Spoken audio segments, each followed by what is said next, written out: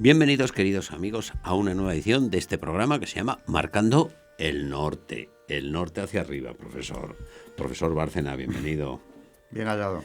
Bueno, nos dejó usted el otro día... Bueno, estaba justificado, pero yo le invito aquí a hablar de su libro, el libro que ha escrito sobre la región y la sublevación de la Vendée contra la Revolución Francesa. Le invito aquí y no habla usted. Bueno, introduce usted el libro y entonces cumple bien con su palabra de contar hoy la Vendée. Claro, había que explicar por qué se enfadan estos señores, por qué se sublevan. ¿Hay motivos? No hay motivos. Porque claro, eso de la conclusión, para los que no se llaman, pues mire usted, porque ni libertad, ni igualdad, ni fraternidad, y encima se querían cargar la Iglesia. Y claro, los católicos de esta región de Francia dicen, ni hablar. ¿Y qué hicieron entonces? Estábamos en el programa anterior en que efectivamente es una rebelión del pueblo que va a buscar a sus jefes naturales en la nobleza y consiguen arrastrar ellos a la nobleza, que luego, claro, con entusiasmo se pone al frente de la revuelta. Pero lo primero que hacen es crear un ejército, porque van a por todas, que es lo asombroso. Aquella gente del oeste francés, un ejército de campesinos, ¿no? Van a por todas y se empiezan a estructurar y crean un ejército con sus cuerpos bien divididos. Toda la población va a colaborar en esa guerra, porque también los que no eran aptos para el combate tenían una misión.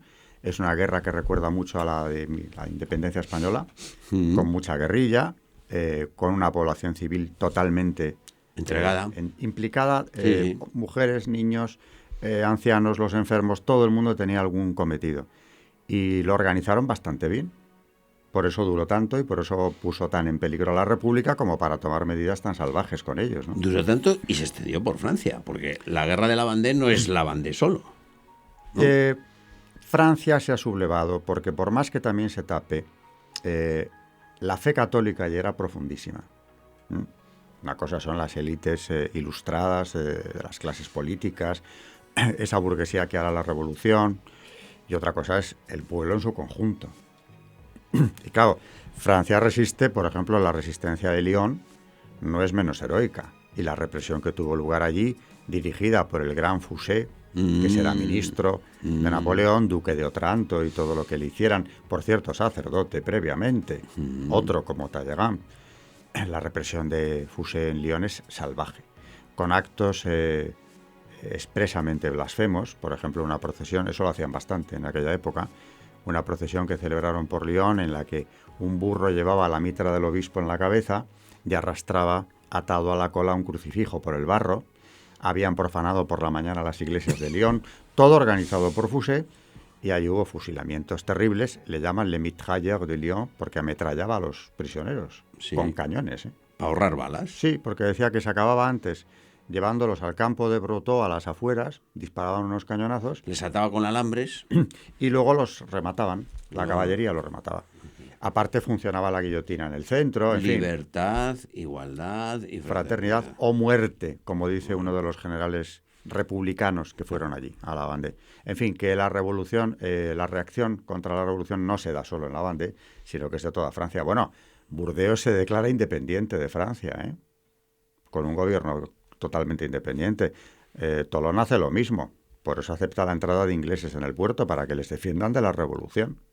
Así que no es un fenómeno raro que se haya dado en el oeste y concretamente en la Vendée. Lo que pasa es que allí arraigó con una fuerza y levantaron un ejército capaz de hacerle frente a la República. Ahora, como dice la propia reina María Antonieta, lo cito en mi libro, el problema de la reacción en Francia es que estaba totalmente descoordinada porque nadie contaba con lo que venía y además no tenían el poder. Y en la Vendée, a pesar de no tener el poder, se coordinan. Claro. Y dicen, bueno, como esto es una cosa en la que estamos de acuerdo el 90% de la población, aunque también había republicanos en la Vendée, por supuesto, pero hay una burguesía incluso que en vez de ser revolucionaria como en el resto del país, allí es monárquica. ¿Cuántos años dura eso? La peor parte de la guerra dura casi un año, 93-94, pero vuelve a rebrotar cuando la represión es ya salvaje. Hay 3 brotes. Por eso O hay sea, quien que habla... no es una cosa de una semana. No, dura meses y meses, claro, y un año, y eso combinado con la represión. Y eso a pesar del ejército francés, que era una máquina. Un dato. Llegó a haber más soldados en la Vendée, más soldados republicanos, de París, que habitantes.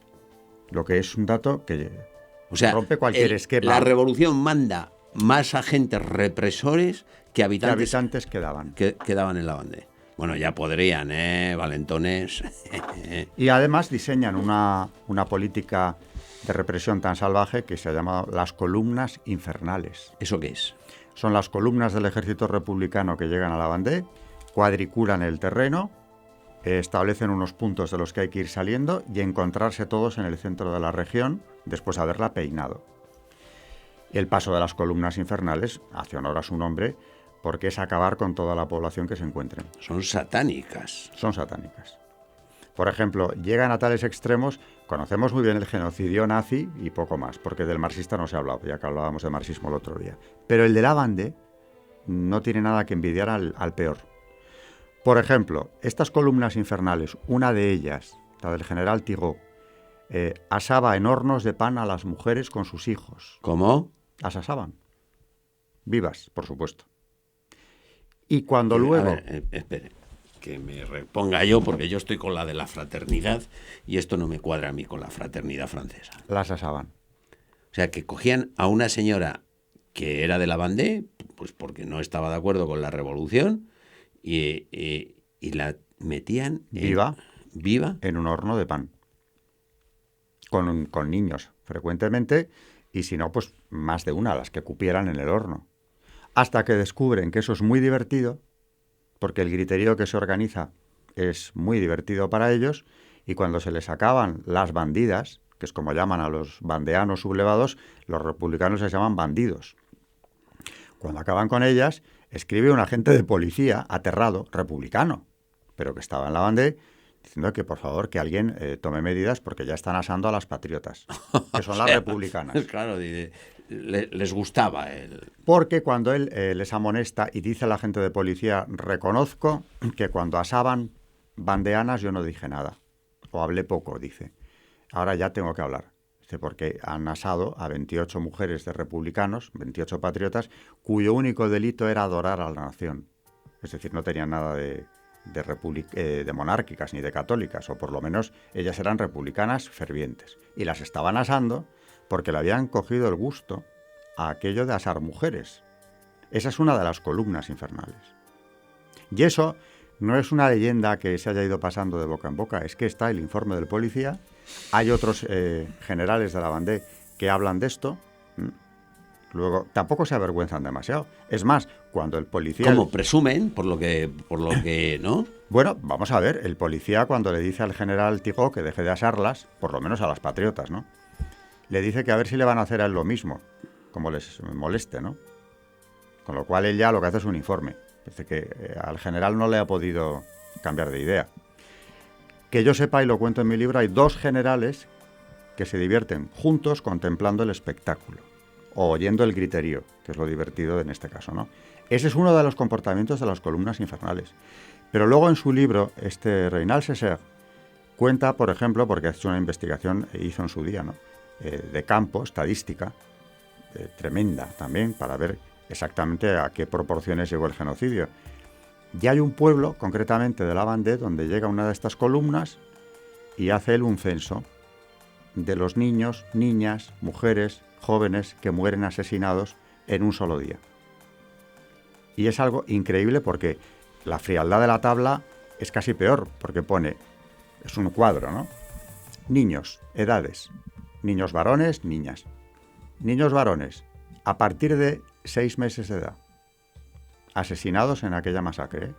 Y el límite de edad va de meses, menos de un año, que es el baremo, hasta niños de 2, 1, 3, 5, 6, 7, hasta que llegamos a los 12 años, ¿no? Los había de todas las edades. Niñas, exactamente lo mismo. Mujeres también. Y es que las normas que les dan a los generales que van de la República para acabar con la Vendée es que acaben con las mujeres para que no alumbren más bandidos. Es un genocidio auténtico. O sea, se trata de acabar con una población que consideran ya imposible de reconducir. Luego acabemos con ellos. Acabe con las mujeres para que no den Que no alumbren más bandidos. Más bandidos. Y claro, acaban con ellas cumplidamente. Hay otro episodio tremendo y a usted para cuando estaba escribiendo esto en su libro, ¿cómo se le quedaba el cuerpo? Pues yo diría que la primera reacción ha sido de puro y simple asombro. Es algo, cuando lo vas digiriendo, que luego hay que asimilarlo con el tiempo. Vittorio Messori, el escritor italiano, vaticanista también, Vittorio Messori, que tiene un libro llamado algo así como Leyendas Negras de la Iglesia, hablando de Lavandé, dice que el trauma de su lectura, hablando del libro de César, el trauma de su lectura compensa, porque al fin y al cabo te acerca al conocimiento de la verdad. Pero partimos de la base de que es traumática la lectura, ¿eh? Ya, pero lo que se queda uno perplejo es de nuestros colegas, o de parte de nuestros colegas, que han tapado y han silenciado esto. Bueno, los propios colegas de Reynal Sesega en su día hasta dinero le ofrecen y puestos, para que se calle. O por lo menos, ya que has hecho esta tesis, no la publiques. Y no lo lograron, pero en la propia Universidad Francesa surgió esta reacción. Y usted cuenta todo lo que ha sucedido a la banda. Absolutamente. Iba a contar ahora otra anécdota que no sé si supera la anterior de las mujeres asadas. Bueno, ya lo que es difícil, pero no lo sé. Que juzgue el que nos vea, ¿no? Otro de los episodios famosos es que ahogaban a la gente en el Loira porque descubrieron también que era lo más barato. Porque munición y pólvora se gastaba mucho, con lo cual era más sencillo y más barato cogerles las barcazas, desfondarlas con un hacha, llenarlas de gente a la que ataban previamente. El primer experimento lo hicieron con sacerdotes, 80 y tantos, por cierto, los metieron en una barcaza a ver cómo funcionaba el asunto. Y vieron que muy bien, porque era una persona atada... O sea, ¿qué hacen? Le meten en una barca, rompen... unos hachazos al fondo de la barca, y claro, con lo cual ya la metes desfondada en el río. Sí. Esa barcaza además va llena de gente. Con el peso se hunde. Entonces, enseguida, cuestión de minutos, al fondo. Y la gente está atada. O sea, que aunque supieran nadar... La noyade, que es como se llama el sistema. La noyade. La noyade, que es el ahogamiento. Barcaza llena de gente atada. Se sueltan, algunos se sueltan. Y entonces, le seguían una flotilla de botes de remo, con los verdugos, con sable, que a los que lograban salir a flote, les mataban con el sable. Con lo cual, era impepinable. Morían todos los de la noyade. Claro. Pero es que esto me está recordando a mí, claro, que los del Estado Islámico los de ISIS, tampoco son muy originales, porque yo he visto unas escenas de los radicales islámicos que cogen a una serie de gente, los meten en una jaula de hierro y esa jaula la hunden y claro, se ahogan. O sea que, mira... Pues esa escena no la he visto yo. Pues mira, sí. O sea, tienen varias modalidades. Una es la jaula de hierro donde le rocían de gasolina y le queman. Eso sí lo he visto. Pero otra es la misma jaula que la cogen para con una grúa y la meten en el... Le noyade. Una ahogada, un ahogamiento. Un ahogamiento. Una deportación, ¿cómo le llaman? Vertical. Vertical. Pero espere, que no he terminado con hablando de las noyade. Cuando empiezan a ahogar gente, y no fue una cosa anecdótica ni en un sitio solo, ¿no? 38 puestos de ahogamiento se detectan. 38 puestos de ahogamiento en el Loira. Hay un momento en el que uno de estos oficiales republicanos informa a París exultante. Les hemos cogido un gran botín a los vandeanos. Y enumera munición, armamento, etcétera. Dice, y multitud de mujeres. Solamente en Pont-au-Veau les hemos ahogado 3.000. ¿Cómo? 3.000 mujeres ahogadas. De una, Y no dice más. Simplemente en otro informe se añade, ellas tiraban antes a sus hijos al río. ¿Qué me dice? Cuando las detienen, que las llevan como un rebaño de mujeres que ya saben lo que las espera, pues podrían ser los hornos en algunos casos, ¿no? Lo que hacen con los niños, pequeños además, que las acompañan, es ahogarlos ellas primero, los tiran al Loira antes. Para que no le metan en el horno. Porque saben que lo que pueda ser de esos niños sin ellas, si ya ha sido malo lo anterior, es inimaginable. Y de hecho la orden que tenían estas columnas es llevar a las mujeres y fusilarlas junto con los niños, subrayo esta parte, en Nantes. Los niños se llevaban allí para ser fusilados. Fusilados si no les pasaba nada peor, entre medias, con lo cual las madres os ahogan. Y luego van ellas, claro. Y de los niños ni siquiera lo mencionan, simplemente que los han ahogado, pero ellas. Y a ellas han ahogado 3.000. Y están, que es casi lo más bestial, las enumeran como parte del botín cogido al enemigo. Botín que sirve para ahogarlo, nada más. Eso en Pont-au-Vaux, uno de los puntos de ahogamiento de las Noaillat. Y cuando uno de los que participan en ellas más activamente luego fue procesado, uno de estos oficiales, por todo lo que había hecho en la Vendée, hasta la República lo procesa, ¿no? Su asistente en París, cuando le defiende a su jefe, dice, claro, les toca la conciencia. Dice, vosotros parisinos en septiembre habéis hecho lo mismo en las calles, porque habéis matado a la gente que sacabais de la cárcel, las matanzas de septiembre, claro. Y los habéis despedazado. Es que aquello fue mejor que lo nuestro. Y claro, concluye diciendo, había que hacerlo. Había que hacerlo.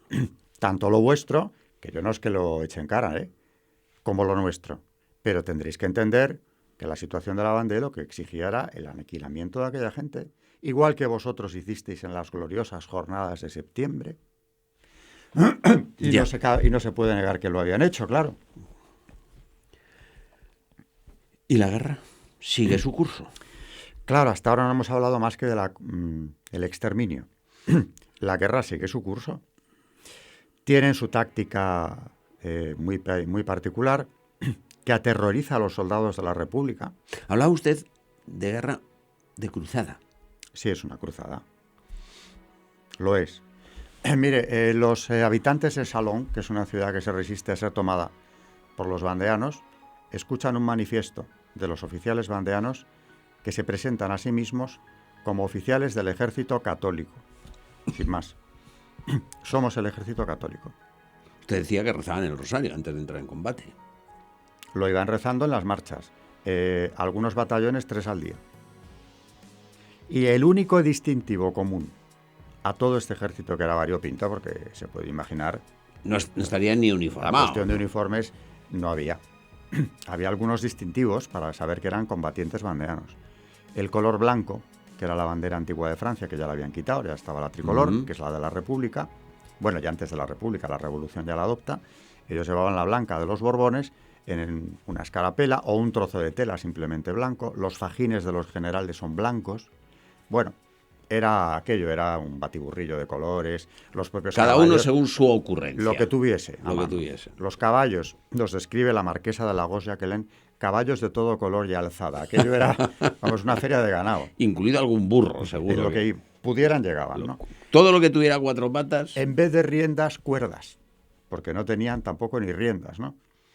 Pero el distintivo común es que todos llevaban o el Sagrado Corazón cosido en la chaqueta, o a la imagen de algún santo, o una medalla o crucifijo visible, que es un dato para la historia.